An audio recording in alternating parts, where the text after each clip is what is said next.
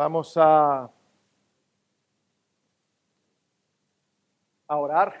Perdonen que estoy mirando el relojito de mi iPad porque debo tener una referencia con respecto al tiempo y no veo reloj en ningún lugar y estoy tratando de calcular.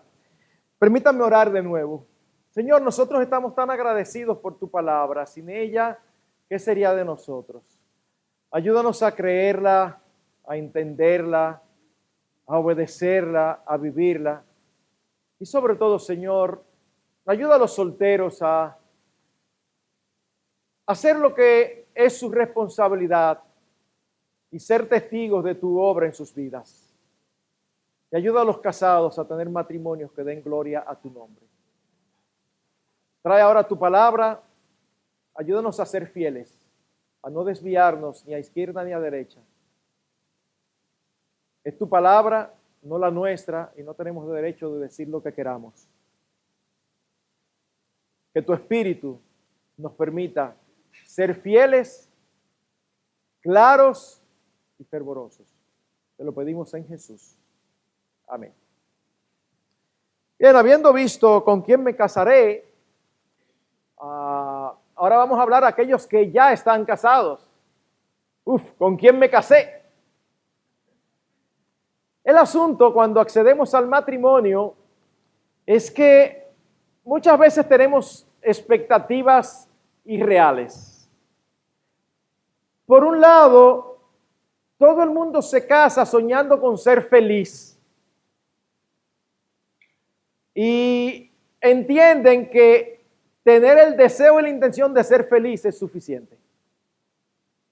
Pero la verdad que no es así. Y entonces, poco tiempo después de casados, empiezan los problemas. Claro que si usted le pregunta a una pareja cuál es la causa del problema, los dos van a responder lo mismo. El otro. Sin embargo, la Escritura dice claramente que el problema somos nosotros. Santiago 4:1. ¿De dónde vienen los pleitos entre vosotros? De las pasiones que arden en vuestros miembros. El culpable no es el otro, el culpable soy yo. Así que si usted se pregunta con quién se casó, yo le voy a decir con quién no. No se casó con un ángel encarnado. Aunque en la noche de bodas a veces los novios, tanto el hombre como la mujer, parecen ángeles. Pero al otro día se dan cuenta que no lo era.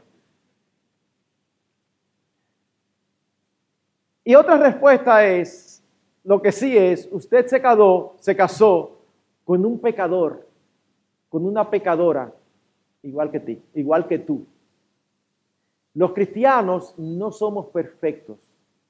Los cristianos somos una obra en proceso de reconstrucción. Somos pecadores perdonados, pero estaremos lidiando con nuestros pecados desde el principio. Precisamente por eso es que uno escucha tantas opiniones acerca del matrimonio que son distorsionadas. En el mundo, en estos días alguien me dijo que cuando se iba a casar, los amigos, él se casó de 24 años. Y los amigos le decían, pero tú te estás volviendo loco, ¿cómo tú te vas a casar tan temprano? Como si el casarse fuera un problema. Y por eso es que nosotros encontramos tantos chistes. Un joven viene y le dice a sus amigos, me voy a casar, y le responden, te acompaño en tus sentimientos, como si fuera un funeral. Y a veces nosotros también nos casamos pensando que bueno, hay que casarse porque no hay de otra y entonces para tener los hijos, pero la verdad es que es algo difícil. Bueno, mis hermanos, en esta noche, si ustedes me preguntan si es difícil o fácil, yo les diría sí y les diría no. ¿Por qué? Porque si ustedes me preguntan si el matrimonio es fácil, yo les diría que sí. Y ustedes me dirían, este pastor se está volviendo loco o él no lidia con parejas. Porque todo el que lidia con matrimonios sabe las dificultades que hay. Sí, pero fíjense cuál es la pregunta. ¿El matrimonio es fácil? Sí, pastor, y todos esos problemas. Lo que pasa es que los que no son fáciles son los que están casados. Cuando uno dice que el matrimonio es difícil, Uno le está echando la culpa a una institución creada por Dios con el propósito de que fuera una relación mutuamente deleitosa. Quienes la dañamos somos tú y yo. Dios la diseñó para que fuera Miren, el matrimonio es una genialidad de Dios. De verdad, es un invento espectacular del Señor. Porque todo lo que Él hace es bueno.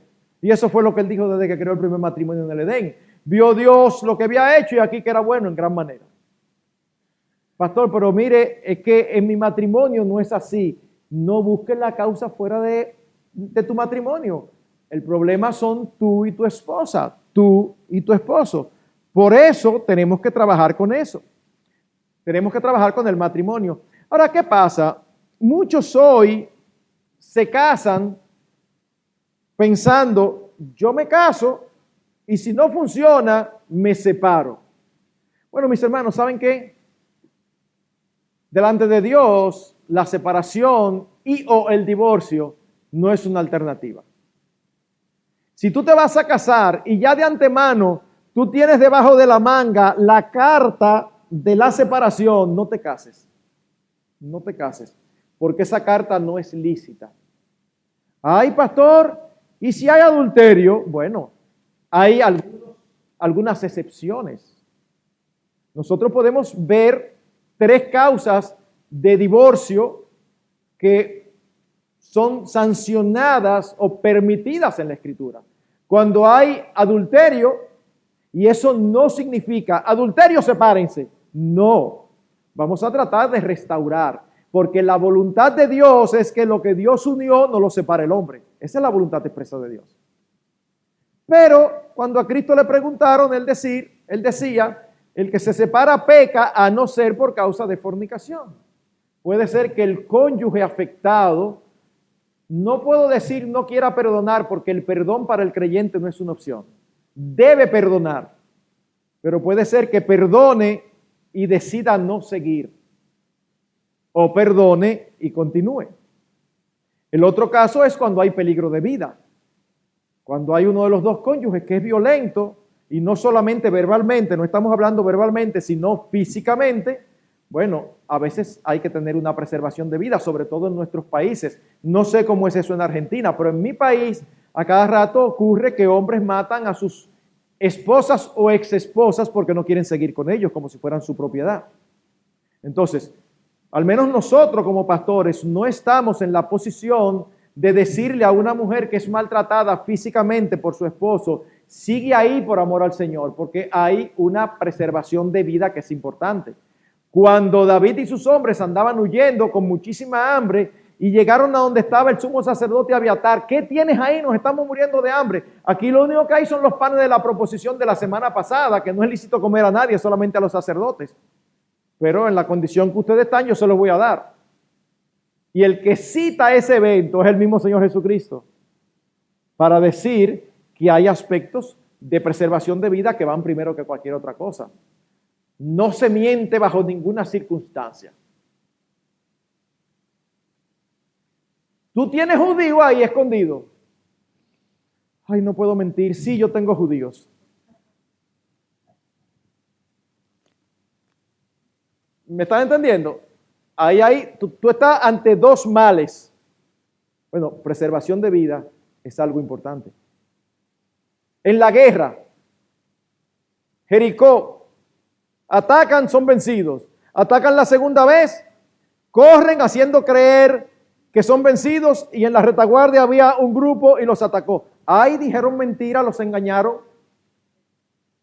Lo que quiero decir es que a veces nosotros somos muy cuadrados y hay ciertos aspectos, ciertos principios que son importantes.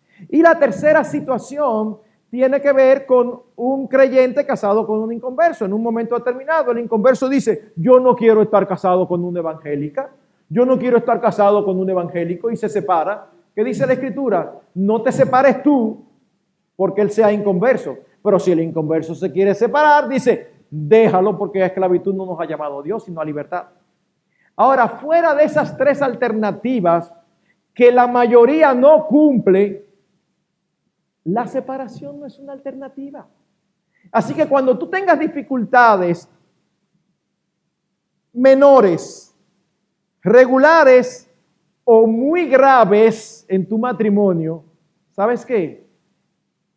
Tienes que sentarte a ver qué puedes hacer. Pero una de las cosas que no puedes hacer es considerar tu relación, a menos que se den esas tres excepciones. ¿Por qué? Porque tú y yo somos parte del problema, pero al mismo tiempo somos parte de la solución. ¿Qué queremos decir? Que todo creyente debe entender desde el inicio que eso no es una opción, eso no es una alternativa. Me encanta un pastor que dijo que una vez estaba aconsejando a alguien, a una pareja creyente, y la pareja creyente estaba tan desilusionada que le dijo: pastor, es que yo he llegado a creer que yo me casé con el hombre equivocado. Y entonces el pastor le dijo: busca tu acta de matrimonio, a ver qué nombre dice ahí. El nombre que dice ahí, ese es el adecuado. Evidentemente el nombre que va a decir es el de ella y el de él. ¿Por qué? Porque nadie se casa por coerción, nadie se casa obligado. Uno se casa tomando una decisión. Por eso es importantísimo que los solteros busquen consejo. Porque es que después que se casan, ya lo que tienen que hacer es, como decimos en República Dominicana, tirar para adelante. Ya lo que tienen que hacer es buscarle la vuelta y tratar de hacerlo lo mejor posible. Ahora, mis hermanos, si tú y yo somos creyentes, tú y yo tenemos todos los recursos para tener buenos matrimonios. Pastor, pero es que usted no conoce a mi esposo, es que usted no conoce a mi esposa. Mi hermano, con todo respeto, es que yo no tengo que conocerlos. Yo tengo que conocer la palabra de Dios. Y si tú eres creyente, tú tienes su palabra, tú tienes su espíritu, te han dado una nueva naturaleza que es capaz de obedecer a Dios. Y tú tienes la promesa de Cristo de estar contigo todos los días hasta el fin del mundo. ¿Tú necesitas algo más de ahí? No. Tenemos todos los recursos. ¿Quién es un verdadero cristiano? Todo aquel que ha nacido de nuevo, que se ha arrepentido de sus pecados, que se ha apartado y que ha habido una transformación en su vida, que ha cambiado de amo. ¿Quién era nuestro amo antes? El diablo. Es más, nosotros éramos esclavos de nosotros mismos, de nuestros deseos. Ahora Cristo es nuestro Salvador y nuestro Señor, y ahora vivimos por Él y para Él. En la Escritura se habla de muchísimas maneras acerca de un verdadero creyente. Y una de las que más me gusta está en 2 Corintios 5, donde dice: y por todos murió, para que los que viven ya no vivan para sí, sino para aquel que murió y resucitó por ellos. Tú te casaste con un pecador, con una pecadora, que en el momento no veías nada porque estabas tan enamorado. De hecho, alguien ha dicho que de ahí es que viene la palabra novio. Dice novio.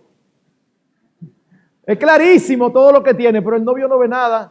Ay, es que ella es tan linda, es que él es tan bonito.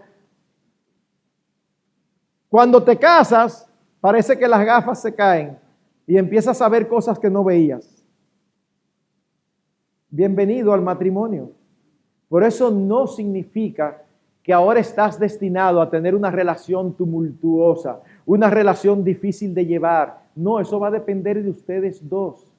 Y cuando tú juntas a dos personas que aman a Cristo por encima de todas las cosas y que están dispuestos a hacer la voluntad del Señor y no la suya propia, es muy difícil que no les vaya bien. Muy difícil que no les vaya bien. El problema es que tú y yo sacamos al Señor del camino y queremos implementar nuestra voluntad, queremos imponer nuestros deseos, nuestros gustos, nuestras costumbres y todo lo que a nosotros nos parece mejor. Queremos imponer lo que a nosotros nos parece. Pero no nos pertenecemos, pertenecemos al Señor. Ya lo importante no es lo que tú quieres, ya lo importante es lo que Cristo quiere. Ya no es lo importante cómo tú te sientes, lo importante es cómo el Señor se siente cuando tú pecas. Por eso es que decimos que los creyentes tenemos todos los recursos para tener buenos matrimonios. Esto significa que todas las áreas de nuestras vidas deben estar regidas, gobernadas por los principios absolutos de la palabra de Dios, que son al mismo tiempo su voluntad expresa para nosotros que somos su pueblo. El punto es que cuando las cosas no van como nosotros esperábamos, echamos a un lado la palabra de Dios y empezamos a querer resolver a nuestra manera, como si nuestra manera fuera mejor que la del Señor. Y es impresionante cómo los matrimonios, cuando tienen problemas, en lugar de buscar más a Cristo, se alejan más de Cristo. Yo he tenido matrimonios en mi oficina con problemas matrimoniales, hablando por 45 minutos, una hora. Mi voz no se escucha, solamente estoy oyendo. Lo oigo a él, la oigo a ella. Lo oigo a él, la oigo a ella. Cuando ellos terminan de contar la situación, a veces yo les he hecho una pregunta. Déjenme hacer una pregunta. ¿Ustedes son cristianos? Y me miran con una cara de, y esa pregunta, respuesta, pastor, pero nosotros somos miembros de aquí de la iglesia. Yo lo sé. Yo no le estoy preguntando si ustedes son miembros de esta iglesia. Yo le estoy preguntando que si ustedes son cristianos. Pero ¿por qué usted pregunta eso, pastor? Bueno, porque no entiendo cómo es posible que tienen 45 minutos, una hora, hablando de un problema y Cristo no ha salido por ningún lado, la Escritura no ha salido por ningún lado. Lo único que ha salido es cómo yo me siento, cómo Él se siente, cómo Él me habla, cómo yo le hablo. Si somos creyentes es para manejar la cosa diferente a como la manejan los que no conocen a Dios. Nosotros tenemos un Señor, nosotros tenemos un elemento unificador que es la palabra de Dios. Yo siempre me pregunto, cuando veo matrimonios no creyentes, yo me pregunto, ¿y cómo pueden seguir juntos? Porque no tienen un elemento unificador. Es lo que tú quieres contra lo que yo quiero, lo que tú deseas contra lo que yo deseo, lo que tú piensas contra lo que yo pienso. Pero en el caso tuyo y mío, si somos creyentes, no necesitamos estar definiendo lo que creemos, lo que sentimos ni lo que pensamos, porque lo que realmente importa es lo que Dios quiere, lo que Él piensa. Y eso es lo que nos va a permitir que vivamos el matrimonio a la manera de Dios. Dios diseñó el matrimonio para que fuera mutuamente deleitoso. Yo recuerdo en una ocasión tener en la oficina a una esposa, no tenía un año de casada todavía y ya ella se quería separar.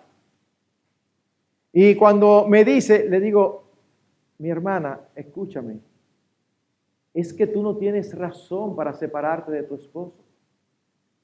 Sí, pero que él esto, que él aquello. Óyeme.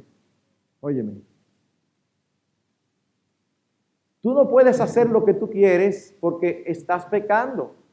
Ah, pero dígale a él también que él está pecando. Yo se lo voy a decir cuando hable con él, pero yo ahora es contigo que estoy hablando.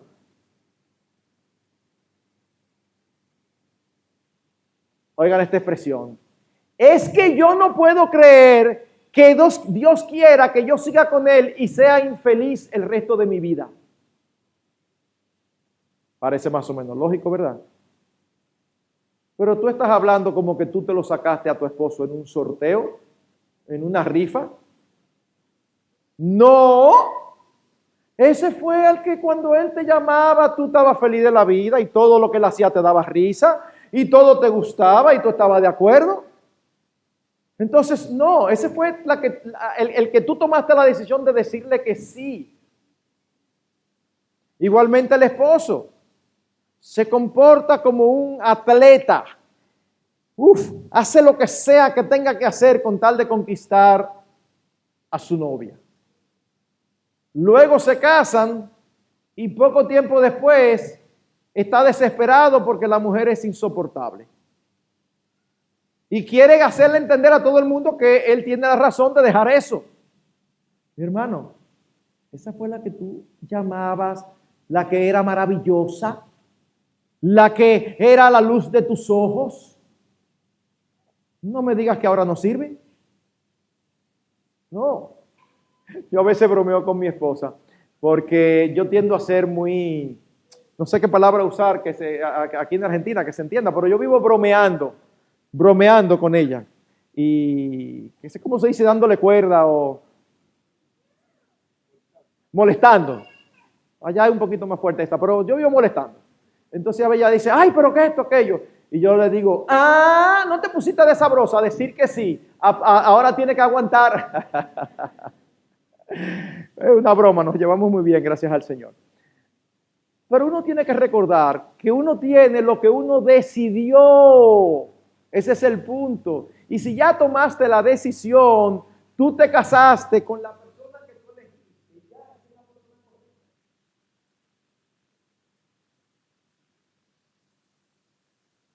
Me llamó preguntándome y buscando un consejo porque había una mujer que se había casado de una manera pecaminosa con el que ahora era su esposo.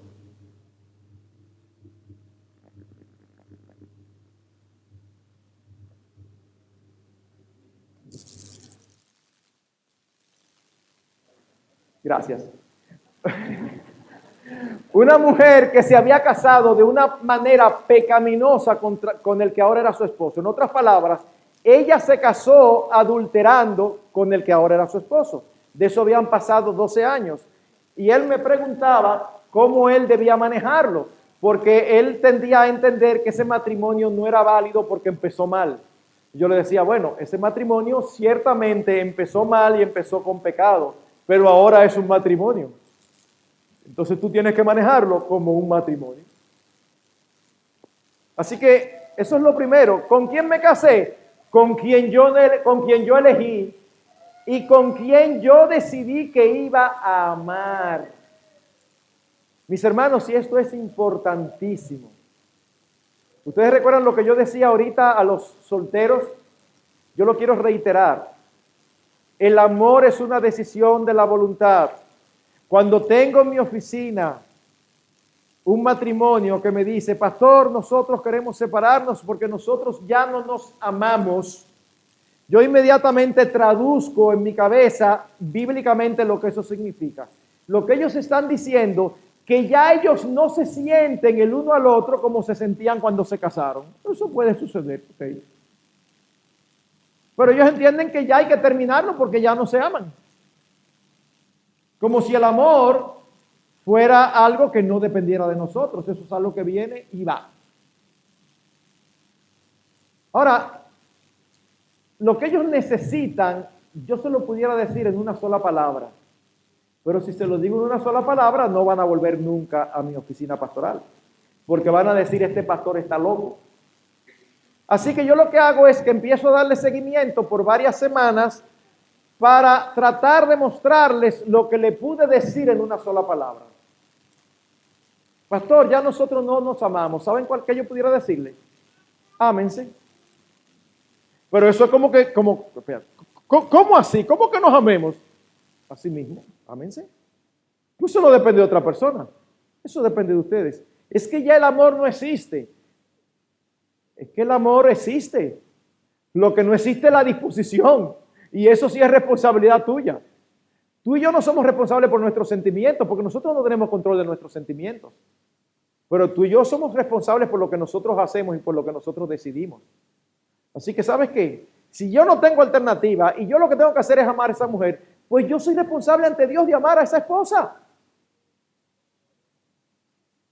Pastor, que es terrible. Ay, y tú y yo éramos maravillosos y por eso fue que Cristo nos amó. Tú y yo éramos terribles, mucho más terribles que lo más terrible que pueda hacer tu esposa. Y el Señor decidió amarte y te amó. Y ahora Él espera que nosotros amemos a nuestras esposas con esa misma clase de amor. Uy, sí, uy. Pero eso es lo que tenemos que hacer. Esa es nuestra responsabilidad. Amar a otro no es algo que depende de las circunstancias. Si el Señor nos ordena amar, como decía hace un rato, a nuestros enemigos, ¿cuánto más debemos hacerlo con nuestros cónyuges? Por otro lado, en situaciones difíciles, ¿qué es lo que nosotros más anhelamos? Que el otro cambie. Pero tú no tienes control sobre eso. Tú no eres el Espíritu Santo, ni yo tampoco. Tú y yo, métanse eso en la cabeza, tú y yo no podemos cambiar a nuestros cónyuges. ¿Estamos de acuerdo? Que no podemos hacerlos cambiar. Es como, sí, pastor, yo sé eso, pero es como que en el fondo tenemos la esperanza de que sí podemos. Que no podemos cambiar a nuestro cónyuge. Entonces no tenemos esperanza. No, sí hay mucha esperanza, pero tú me dices que no puedo cambiar a nuestro cónyuge. Sí, pero puedes cambiar tú. Porque eso sí está en tu control. Y cuando tú empiezas a cambiar, mira, te puedes sorprender de lo que puede ocurrir en el otro. Al principio no te cree, al principio te mira con sospecha, con suspicacia, pero tú sigues mostrándole que tú eres un nuevo esposo, que tú eres una nueva esposa. Y miren, es muy difícil resistirse a eso. Tarde o temprano, Dios puede obrar a través del testimonio de uno solo de los cónyuges que decida ser fiel al Señor. Así que nosotros tenemos que ser fieles al Señor en nuestros matrimonios, independientemente de lo que el otro haga. Si ustedes me preguntan a mí como pastor, ¿cuál es una de las cosas más difíciles aconsejando matrimonios? Yo se lo contesto inmediatamente. Para mí lo más difícil ha sido lograr que los cónyuges entiendan que su responsabilidad hacia el otro no está amarrada, no depende del comportamiento del otro. Cuando usted ve en Efesios que dice que tú tienes que amar a tu mujer, no hay un asterisco y luego chiquito abajo dice, siempre y cuando ella te respete. No, eso no existe. Y cuando a ti, mi querida hermana, te dicen que tú tienes que respetar y sujetarte a tu esposo, no hay un asterisco ahí que diga, siempre y cuando él te trate de una manera tierna. Eso no existe. Es que tú como creyente tienes que hacer lo que se te ordena a ti, independientemente de cómo el otro se comporte. Lograr que los cónyuges entiendan eso, ustedes no se imaginan lo difícil que es. A veces me paso rato y cuando termino de hablar, respuesta, sí, pastor, yo lo entiendo, pero él, es como que no he dicho nada. O sea, yo lo entiendo, pero él, yo lo entiendo, pero ella, que no me hables de él o de ella, que eres tú que tienes que cambiar, porque tú no lo puedes cambiar a él. Tú no la puedes cambiar a ella. Pero Dios sí puede. Encárgate tú de establecer una relación sólida con Dios que te dé la fortaleza para seguir ahí fielmente, independientemente de la conducta del otro. Y Dios puede sorprendernos de lo que Él puede hacer en la vida de nuestros cónyuges. Por eso digo con frecuencia que una de las causas del fracaso matrimonial es que nos casamos soñando con lo felices que vamos a ser. Y cuando digo esto, la gente siempre me mira como, ¿y qué tiene eso de malo? Bueno, no necesariamente te voy a decir que tiene algo de malo, pero sí te puedo decir que aún hay un camino más excelente. ¿Por qué en lugar de casarse soñando con lo felices que vamos a ser, no nos casamos soñando con lo felices que vamos a hacer al otro? ¿Y cuál es la diferencia? Que sobre lo primero yo no tengo control, porque yo no tengo control de cómo el otro me trate, yo no tengo control de cómo el otro responda, pero yo sí tengo control de cómo yo lo trato y de cómo yo respondo. Así que si yo decido que te voy a hacer feliz, eso no me lo puede impedir nadie. Tú que no quieras, bueno, pero yo lo estoy haciendo. Pero yo no puedo que tú te comportes como yo quiero. Yo soy feliz siempre que él me trate de tal o cual manera. Sí, pero yo no tengo control sobre eso. Así que nos casamos con pecadores como nosotros y a menos que nos centremos en el Señor, no vamos a salir a camino. Porque dos pecadores que quieren imponer cada uno su propia voluntad, eso por todos lados usted suma, resta, divide y multiplica y siempre da lo mismo, problemas. Recordemos, Dios diseñó el matrimonio para que fuera una relación permanente, no una relación temporal. Así que si tú quieres hacer la voluntad de Dios, está claramente expresada por el mismo Señor Jesucristo. Lo que Dios unió, no lo separe el hombre. Ahora bien, nosotros podemos dar un paso más y recordar que Dios creó el matrimonio para mostrar su gloria de una manera especial a través del matrimonio. ¿Cómo así, pastor? Cuando usted va al texto más conocido del Nuevo Testamento y más amplio acerca del matrimonio, en Efesios 5, 22 al 33, allí dice algo interesantísimo. Viene hablando de las responsabilidades de la esposa, las responsabilidades del esposo. Pero hay un versículo que llama la atención que a veces podemos pasar por alto. Dice, mas yo digo esto respecto de Cristo y la iglesia.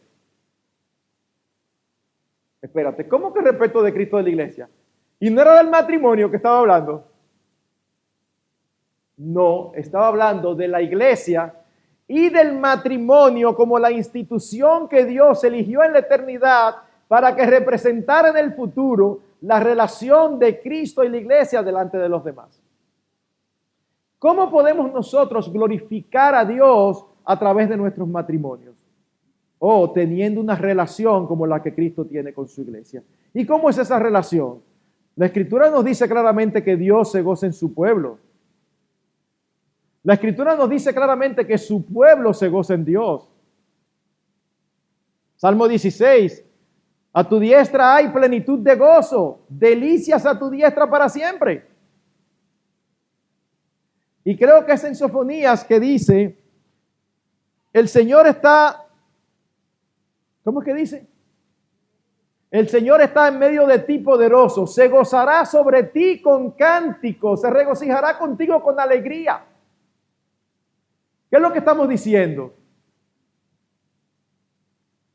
Nosotros, los creyentes, somos la novia de Cristo. Y vamos a terminar siendo la esposa en aquel gran día.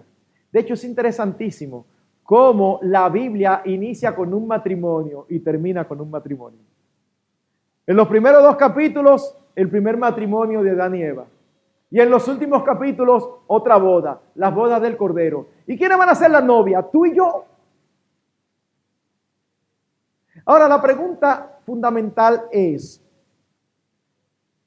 cuando los que no conocen al Señor ven nuestra relación matrimonial, ¿tienen una buena imagen de cómo es la relación de Cristo con su iglesia? Ese fue el diseño de Dios. Tú y yo somos responsables de eso.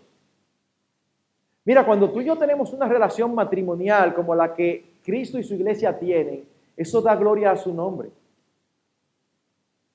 De hecho, aún aquellos que reniegan de Dios y reniegan del Evangelio, cuando ven que tú tienes una buena relación matrimonial, ellos se burlan del Evangelio, son ateos, reniegan. Pero cuando ellos tienen un problema matrimonial, ellos no van donde sus otros amigos que piensan igual que ellos. Ellos vienen donde ti muy humilditos y te dicen, fulano, tengo un serio problema en mi hogar, ¿tú pudieras orar por mí? Claro que a ti, a mí nos da deseo de decirle, ahora sí, ¿verdad? Pero no debemos hacer eso. No debemos hacer eso. Uno, claro que sí. Pero ellos sin quererlo manifiestan que están reconociendo que tu relación matrimonial es diferente. Y por lo tanto siempre se convierte en una oportunidad para predicar el Evangelio del Señor. Así que tú y yo fuimos elegidos por el Señor para que con nuestros matrimonios demos un testimonio especial que de otra manera posiblemente no pudiéramos darlo. Pero no solo eso. Como hemos dicho, tiene que ser una relación armoniosa para que los representemos dignamente. Y precisamente en el diseño de Dios del matrimonio, Él lo creó para que fuera una relación mutuamente deleitosa y satisfactoria. ¿Qué fue lo último que Él creó? A Eva y la trajo a Adán. ¿Y qué dijo? Y vio Dios que era bueno en gran manera. Cuando nosotros seguimos avanzando, nosotros vemos cómo en Deuteronomio 24 se dice que al que era casado se le diera 1 año libre, sin compromisos. ¿Para qué? Para que pudiera gozarse en la mujer de su juventud. En otras palabras, no mande a ese hombre a la guerra, déjalo que él está recién casado, déjalo que disfrute con su esposa.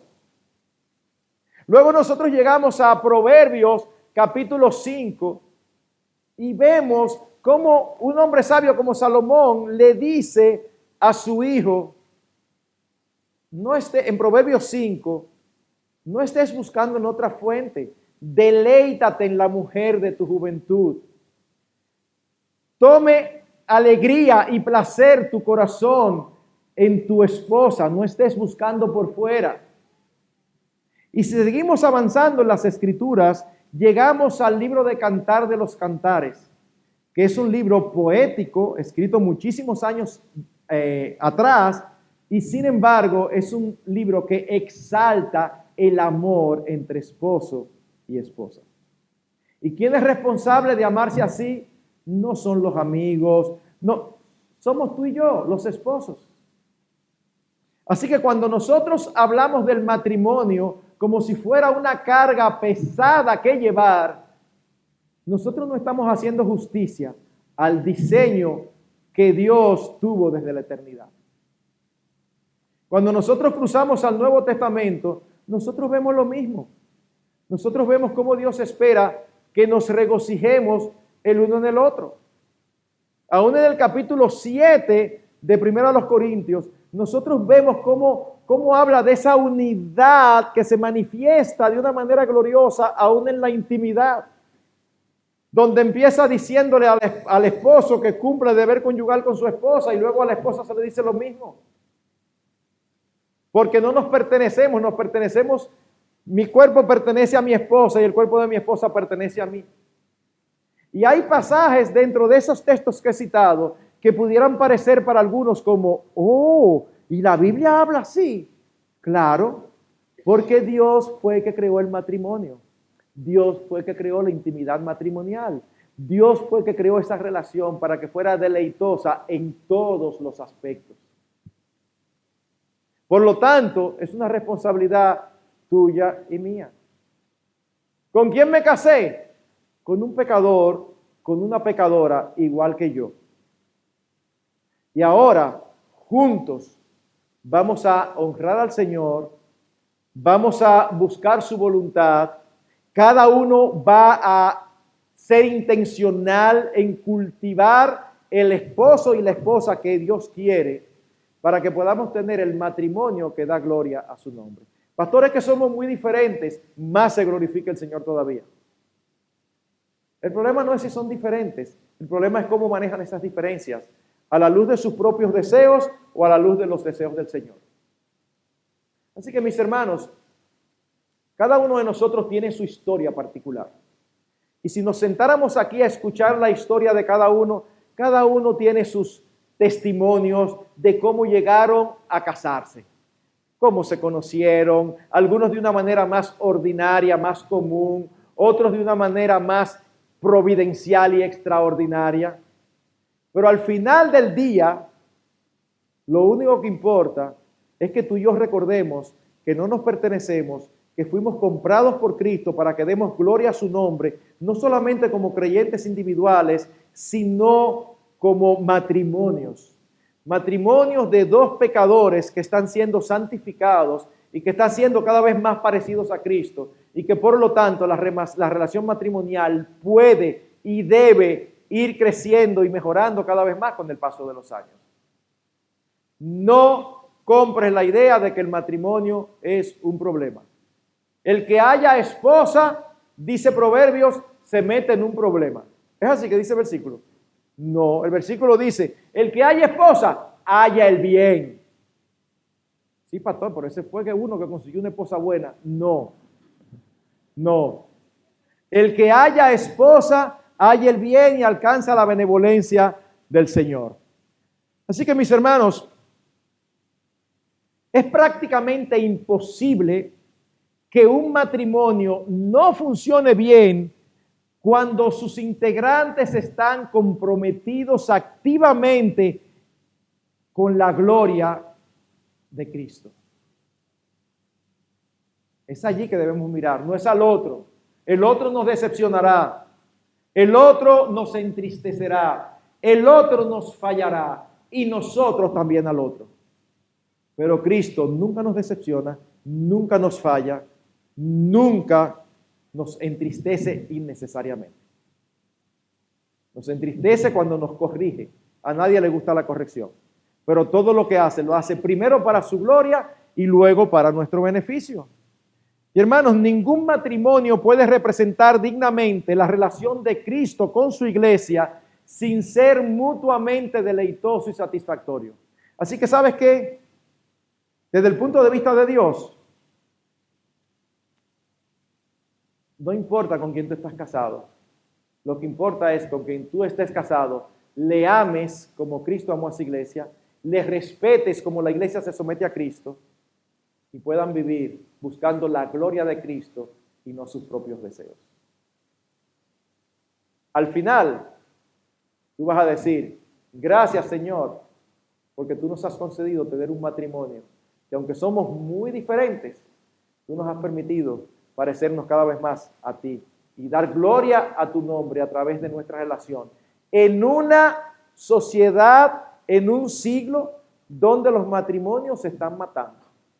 En un siglo donde se está atacando con todos los misiles desde todos los flancos la institución del matrimonio. Y sin embargo, tú y yo como creyentes debemos seguir creyendo en el matrimonio y viviendo un matrimonio que glorifica a Dios y que por lo tanto sea mutuamente satisfactorio.